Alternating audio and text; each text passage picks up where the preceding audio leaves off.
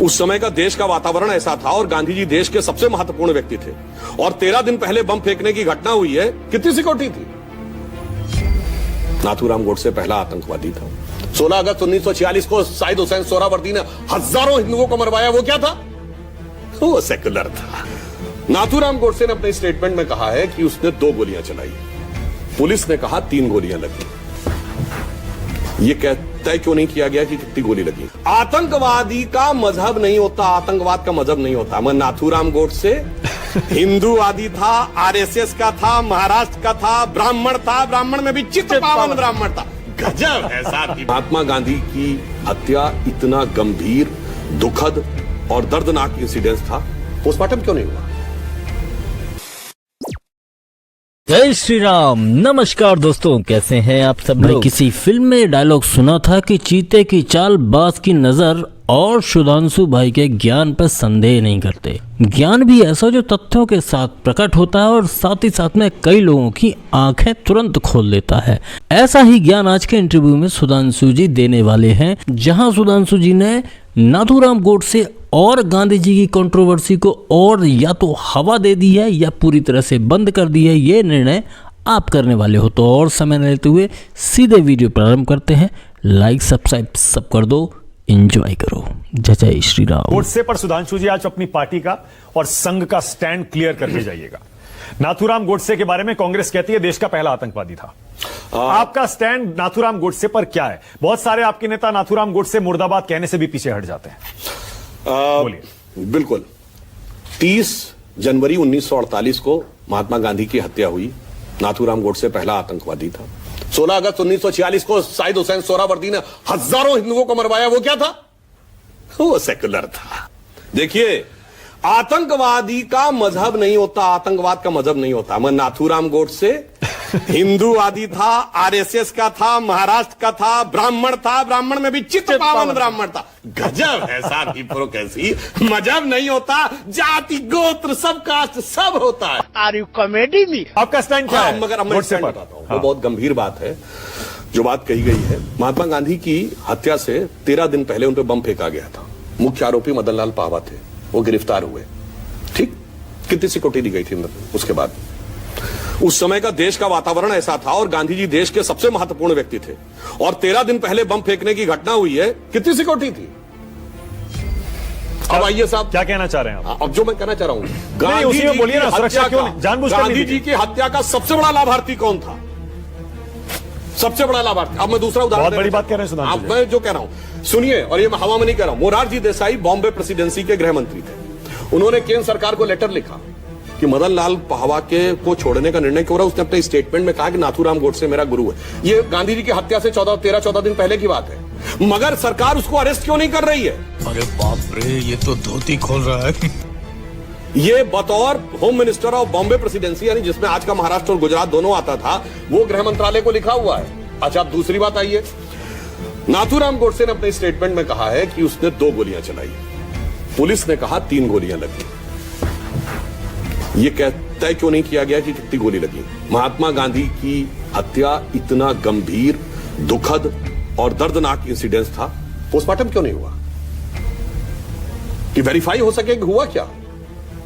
और आप बताइए, गोली लगने के बाद कहा जाता तकरीबन 40 मिनट वो जीवित थे। बिड़ला मंदिर से आज का राम मनोहर लोहिया अस्पताल, जो विलिंगडन हॉस्पिटल था, उस जमाने में 5 मिनट से ज्यादा नहीं लगता कार से आने में। क्यों नहीं रह जाएगा? क्या आरोप लगा रहे हैं आप? कुछ नहीं है, हम कह रहे हैं, हम सारे सवाल उठा दिए, आरोप भी लगा दीजिए। फूड फॉर थॉट छोड़ रहे हैं। बाकी जो होगा, जो निर्णय करने वाला है, वो अपने आप निर्णय करेगा। मतलब तब के उन्हीं की पार्टी के नेताओं ने गांधी जी को मरवा दिया। ये क्या कह गया तू? मैं ये नहीं कह रहा हूं। आप इशारा तो वही कर रहे हैं। मैं तो नहीं कर। सिक्योरिटी कितनी दी थी बता दे। पोस्टमार्टम क्यों नहीं कराया था बता दे। जांच कमीशन बैठाला, पोस्टमार्टम नहीं कराया।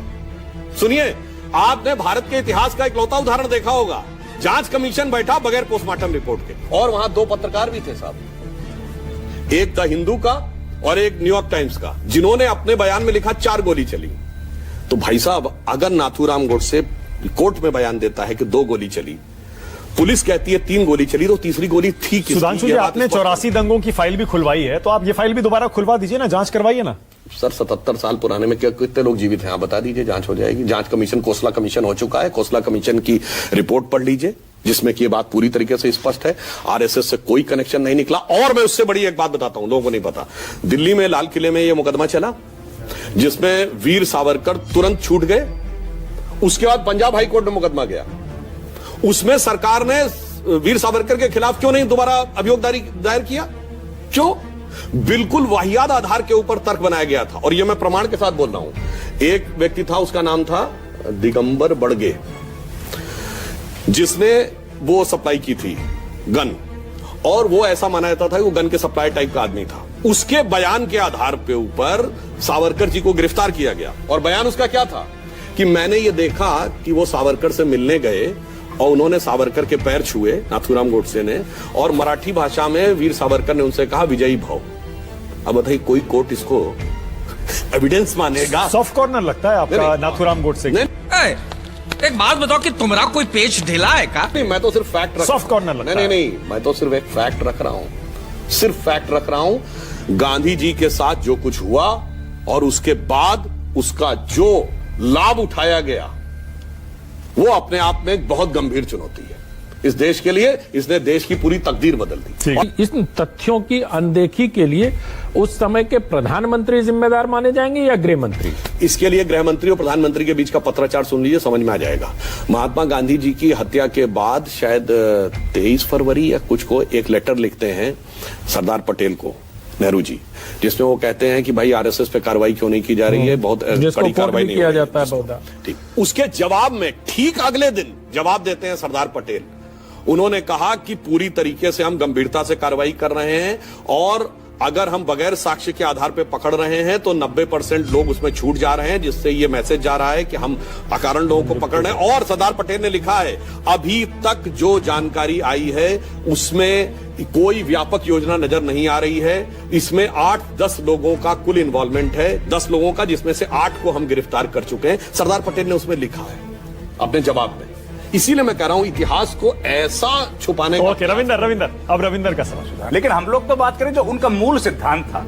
मूल सिद्धांत क्या था? अहिंसा का जो सिद्धांत उनका नहीं, मूल सिद्धांत बताइए। अहिंसा का उनका मूल सिद्धांत था। अहिंसा भारत में प्राचीन काल से, भगवान महावीर, भगवान महाबुद्ध, अब ये भी एक चक्कर हो गया। और सुनिए, अभी कभी नहीं कहा कि मैं लेके आया हूं, वो तो हमेशा कहते थे तो भारत का सिद्धांत बिल्कुल था। कहा। फिर गांधी का सिद्धांत कहां हुआ? उन्होंने तो आगे तो भगवान महावीर और भगवान बुद्ध का सिद्धांत है। सिद्धांत तो सब लोग पौराणिक कथाओं से लेते हैं, वो तो सिंपल सी बात है। अच्छा, और लेकिन उनको आगे बढ़ाया ना सर उन्होंने, उसको लेके चले, उसी के साथ लड़ाई हुई ना। उन्होंने हिंसा का तो समर्थन कभी नहीं किया ना, हिंसा के साथ तो कभी नहीं खड़े रहे, अहिंसा के साथ ही खड़े रहे महात्मा गांधी। अच्छा, फर्स्ट वर्ल्ड वॉर में कांग्रेस ने प्रस्ताव पारित किया, यही मैं कह रहा हूं, अंग्रेजों का साथ दिया। वही तो सर 1914 का सर अपने हिंसा का समर्थन कभी नहीं किया। वर्ड बोलेंगे। राजमोहन गांधी महात्मा गांधी के पौत्र थे, राजीव गांधी के खिलाफ चुनाव लड़े 1989, और राजमोहन गांधी के खिलाफ इनके पक्ष में बूथ कैप्चरिंग करने के लिए गोलियां चली, 21 लोग नामजद हुए, संजय सिंह को गोली लगी और वो प्राण घातक। हिंसा की गई किसके खिलाफ? महात्मा गांधी के पौत्र के खिलाफ। भाषण देते हैं आज। आइए आइए। इतनी आलोचना क्यों होती है मनुस्मृति की सुधांशु जी? क्या वाकई उसमें इतनी खामियां हैं क्या, और वो आउटडेटेड हो चुकी है क्या? उसे भूल जाना चाहिए क्या? एक बात मैं और बताना चाहता हूं, मनुस्मृति का अंग्रेजी में जो ट्रांसलेशन हुआ वो विलियम जोन्स ने किया, जो कलकत्ता हाईकोर्ट के जज थे 1790 के आसपास। उन्होंने 3 संस्कृत ग्रंथों का अनुवाद किया, एक अभिज्ञान शाकुंतलम का, और एक विद्याधर के हितोपदेश का, और तीसरा मनुस्मृति का। और विद्याधर का हितोपदेश तो फेबल्स ऑफ द बीडा पाई के रूप में। तो मैं पूछना चाहता हूं, अभिज्ञान शाकुंतलम ओरिजिनल अवेलेबल है, 1000 साल पुराना भी, और विद्याधर का हितोपदेश भी अवेलेबल है।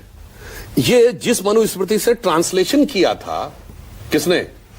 विलियम जोन्स ने। वो है कहां